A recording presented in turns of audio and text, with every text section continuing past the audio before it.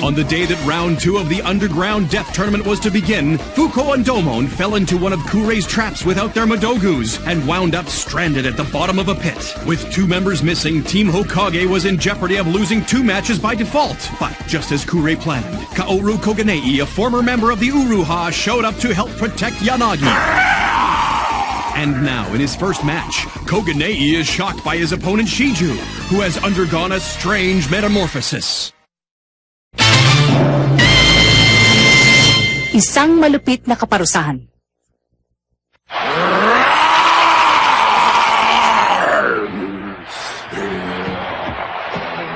Ang matandang yun ang dahilan kung bakit nagbago ng anyo si Shiju. Naging masahol pa sa halimaw ang kanyang itsura. Si Shiju ay wala ng bahid ng pagiging tao. Isa na siya ngayong chimera. Ano ba yung chimera? Ay, naku, tita! Iba na lang ang tanongin mo tungkol dyan! Dahil alam ko ibig sabihin ng chimera! Chimay na mapera! Kanino ka ba talaga nagmana, Kondo?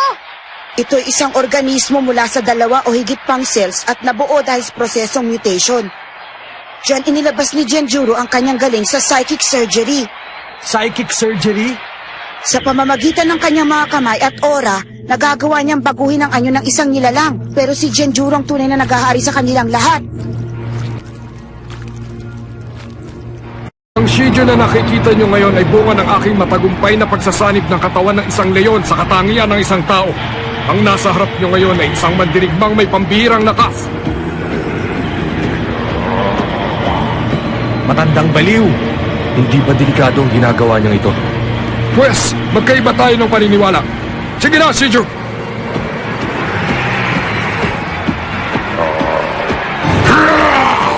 Ipakita mo sa kanila ang iyong tunay na lakas at bilis!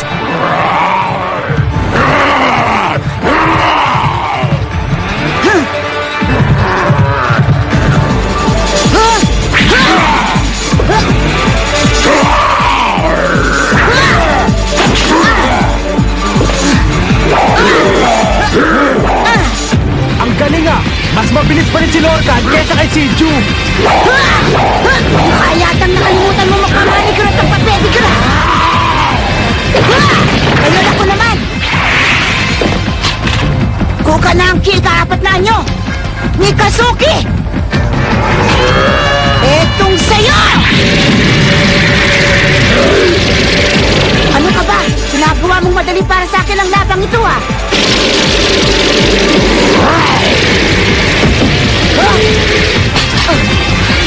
Matagal nang alam ni Shiju ang paka ng ginagawa mo sa iyong boomerang.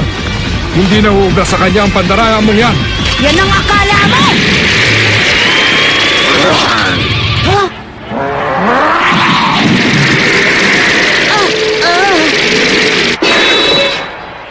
Ano nang mangyayari ngayon kay Kuya Lorcan? Hindi siya makakalaban kung wala ang mahiwagang sandata niya! Lumipad ka, Lorcan! Ikampay mo ang kamay mo para mabot mo na ang cobra na angki mo! Alam mo ba kung anong sinasabi mo? Tao lang si Lorcan, hindi ibon! Paano naman siya makakalipad? Lorcan, sa taas mo! Ha?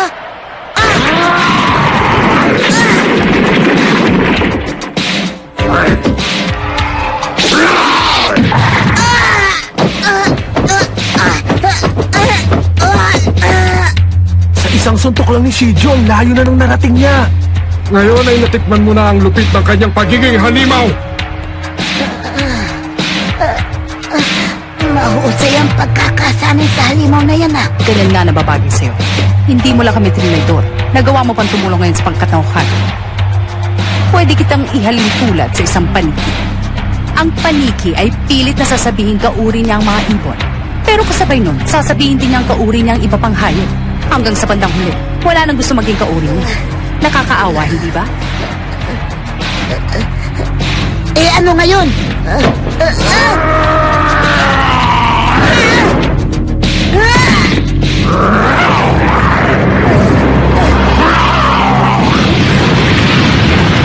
Lorcan! Nakakapanghinayang, hindi ba, Raiha? Isipin mo na lang na inalagaan ko ng gusto ang batang yan. Ngayon wala na siyang mahiwagang sandata, makakaya pa kaya niya ang manalo sa laban?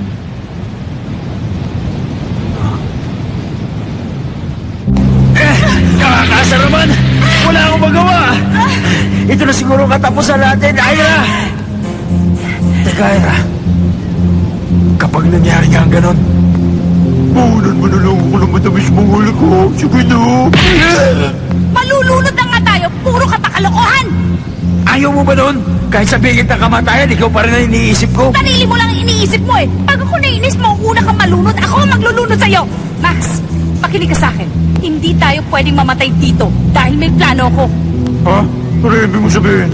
Pag tumaas pa ng tumaas ang tubig, aabot na tayo sa kisame, hindi ba?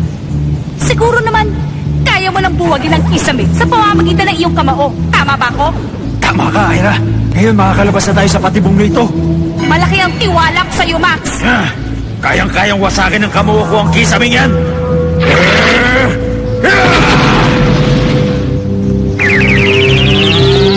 Hindi ko pala kaya.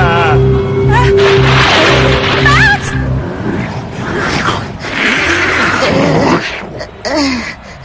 Niwala ka ng natirang lakas para tumayo. Yan ang parusa sa mga taksil na katulad mo. Sayang ang pagod ni Master sa pag-aalaga sa'yo dahil itinuring ka pa naman niyang kapatid. Ito ang parusa sa mga taksil na katulad ko. Tama ba ang sinabi niya? Ang matalino kang talaga. Ang dali-dali lang naman ito eh.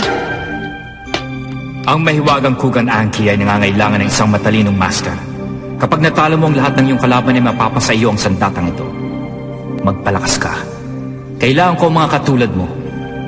Sabay tayong lumaban upang maahon sa dusa ang mundong ito. Kuya Koray! Noon, masahag pa sa kapatid ang turing ko kay Kuya Koray. Ni hindi ko naisip na magsisinungaling siya sa akin. Makatarungan din ang tingin ko sa kanya. Kaya ngayon, iniisip ko kung bakit ako tumiwalag sa samahan ni Kuya Koray para tulungan ang pangkat ng Hokage.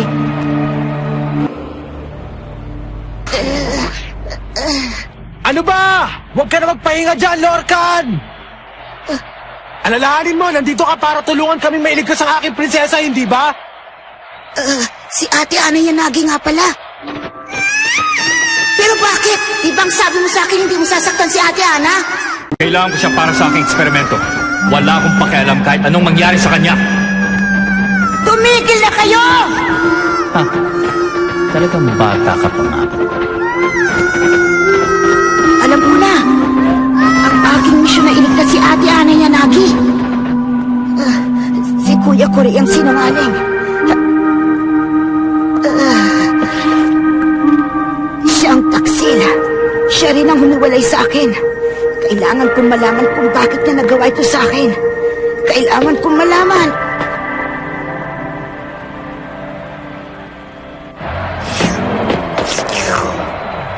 Ganyan nga, Lorcan! Huwag na huwag kang patatalo sa kanya! Nararamdaman kong may isang batang hindi na muling gagalaw sa mundong ito. Ito na ang takdang oras.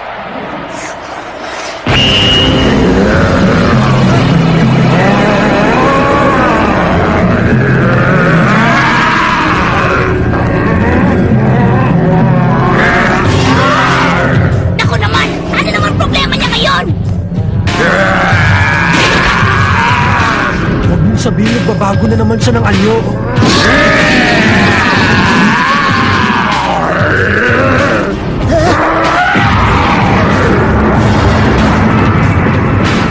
Ipagpaumanhin mo, kailangan ng kaunting panahon para tumubo ang kanyang mga pangil. Tapusin mo na siya, Shiju!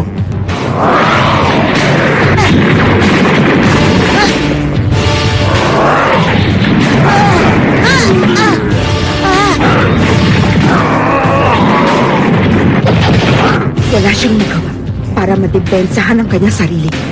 Mukhang nadagdagan din ng bilis ang kanyang kalaban. Sigurado akong matatalo na siya! Hindi ako patatalo kay Shiju. Hanggat hindi ko nakikita si Kuya Koray at hindi nasasagot ang mga tanong ko, hindi ako pwedeng matalo!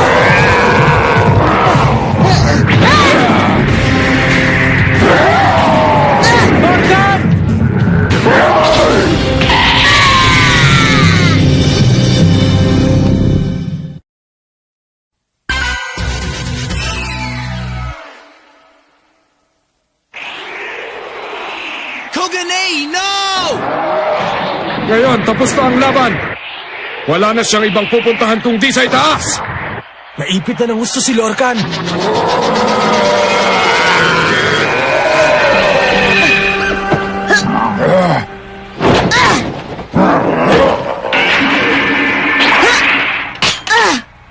Ang galing!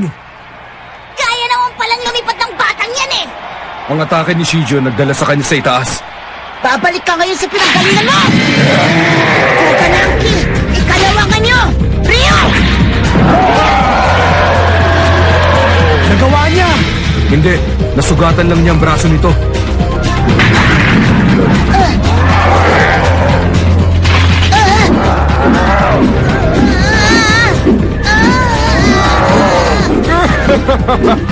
Ang buong akala mo ba'y matatalo mo na ako? Higit pa sa akala!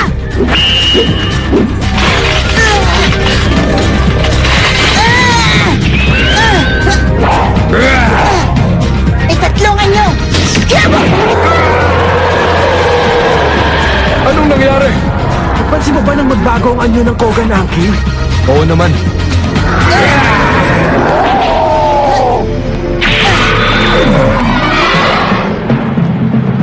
Ang panglimangan nyo! An!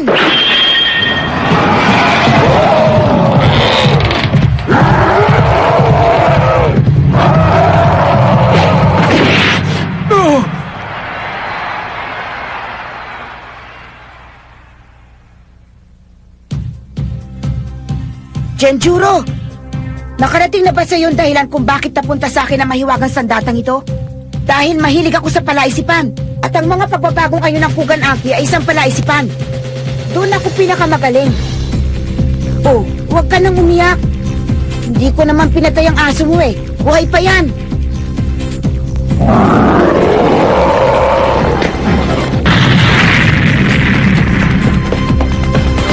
Ang nanalo? Si Lorcan! Kuya Lorcan! Lorcan! Ang galing-galing mo naman pala eh! Kahit walang utulong pa, kayang-kayang talunan ng halimaw! Hindi nga ako pinagpawisan eh. Kung tutuusin nga, mas magaling pa ako sa'yo. Isang panalo ka pa lang, kaya huwag ka masyadong mayabang! Bella! Ha? Ate Ana, tulungan mo ako! Oo, umahawa ka rin naman! Ate Ana, salamat, Lorcan. Ayos na to! Nanalo na tayo sa unang laban! Kailangan na lang natin ipanalo ang ikalawa! Pwede ba tigilan mo yung kasisigaw mo? Paano tayo mananalo eh? Wala pa rin ang mga kasama ninyo! Ha? Wala pa rin sina Ira at Max. Nanalo nga si Kuya Lorcan sa unang laban pero matatalo naman tayo sa susunod!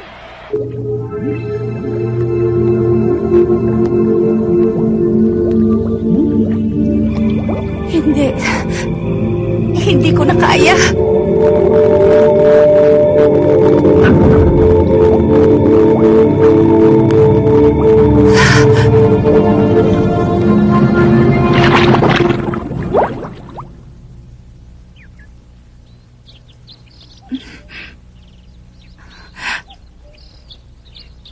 Ikaw? Di ba kasama ka ni Corey? Ang tawag nila sa akin ay Raiha.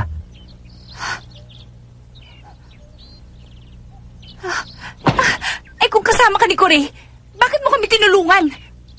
Hindi namin layunin na patayin kayo. Ang layunin namin ay pigilan kayo ng ilang oras upang mapilitan lumabas si Lorcan at sumama sa inyo. Alis na ako. Si Lorcan?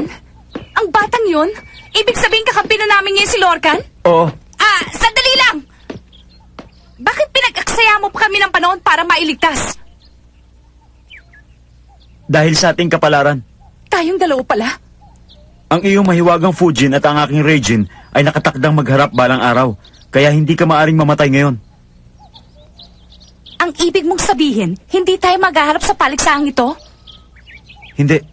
Sa ibang panahon at ibang lugar, ang kapangyarihan ng ating mga sandata maglalapit sa ating dalawa para maglaban. Sandali lang! Ano kapalaran na sinasabi mo?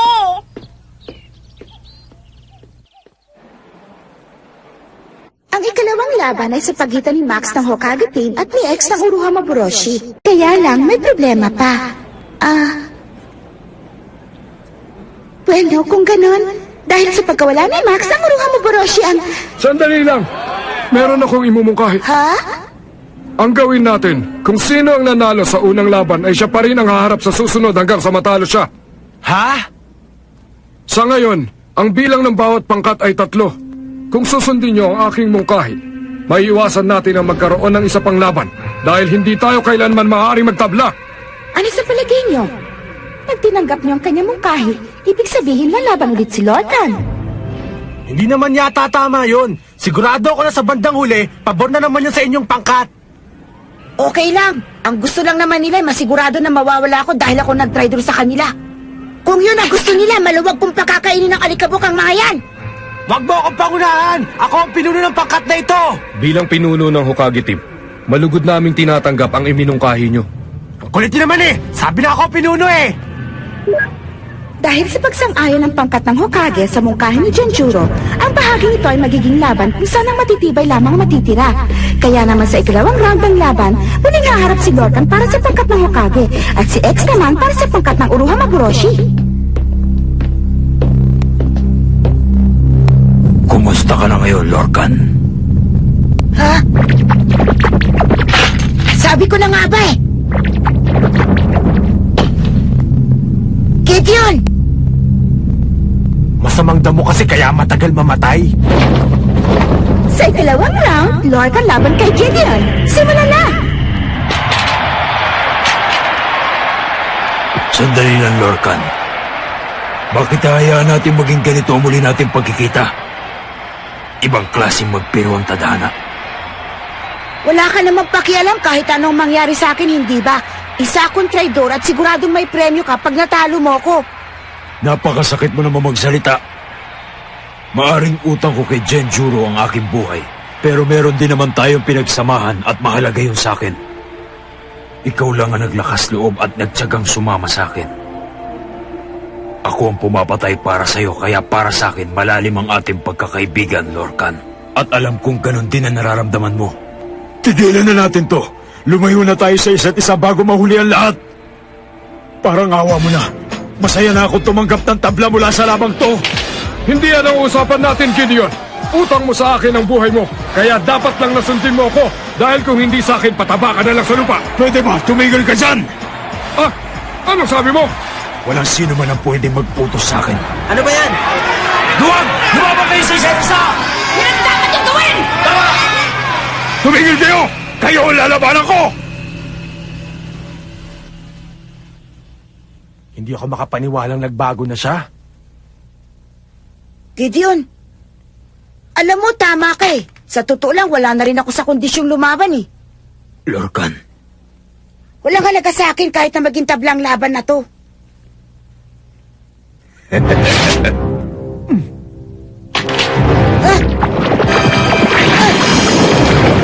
Naloko na! Lorcan! hanggang ngayon, isa ka pa rin hangal, Lorcan! Gusto mo ba malaman kung ano itsura mo ngayon? Naniniwala ka naman agad sa sinabi ko. Kailan ba ako nagsabi na mabait sa kapwa ko? Naloko ko! Mandaraya naman pala ang isang yan eh! Duwag lang ang gumagawa ng ganyan. Lorcan! Gamitin mo na ang Kugan Aki mo, tapusin mo na siya! Palagay ko hindi niya na magagamit ang Kugan Anki dahil bihag na siya ng husto ni Gideon.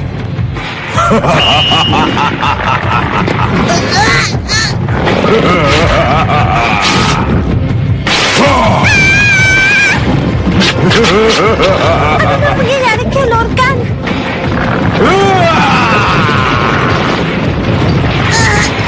Anong klaseng halimaw yan?